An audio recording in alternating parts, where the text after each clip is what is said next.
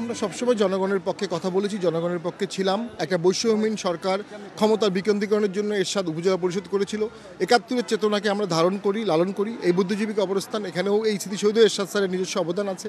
আমরা মনে করি ৭১-এর চেতনাকে নিয়েই ভবিষ্যৎ বাংলাদেশ গড়তে হবে। ৭১-কে বাদ দিয়ে কোনো বাংলাদেশ গঠিত হবে না। জাতীয় পার্টি মুক্তিযুদ্ধের সপক্ষের একটি শক্তি। বৈষম্যহীন সরকার, বৈষম্যহীন দেশ, বৈষম্যহীন রাষ্ট্র, বৈষম্যহীন সমাজ গড়ার জন্য ৭১ সালে যে যুদ্ধ হয়েছিল, যে বিপ্লব হয়েছিল, তারই ধারাবাহিকতা এখনও আছে। আমরা সেই ধারাবাহিকতায় বৈষম্যহীন সরকার বাংলাদেশে গড়তে চাই।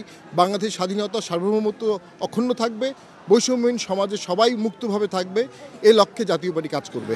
আওয়ামী লীগের গত ১৫ বছরে ক্ষমতা থাকা অবস্থায় যে তারা যে স্বৈরাচার হয়ে উঠেছিল, সেই ক্ষেত্রে অনেকের অভিযোগ আছে জাতীয় পার্টি তাদেরকে সহযোগিতা করেছে। সেই বিষয়ে আসলে আপনাদের অভিযোগটা এই কি সত্য কিনা বা আপনাদের মন্তব্য? এই অভিযোগের পক্ষে যদি কেউ অকাট্য কোনো দলিল দেখাতে পারে, অকাট্য কোনো এভিডেন্স দেখাতে পারে হত্যার উপর, দুর্নীতির উপরে, আমরা সেটি মেনে নিব। কিন্তু শুধু পলিটিক্যাল দোষারোপ করা হলে, শুধুমাত্র ভোটে অংশগ্রহণ করার জন্য এই অভিযোগ দিলে আমরা কষ্ট পাবো, কারণ অন্য সকল দলও ভোটে অংশগ্রহণ করেছে।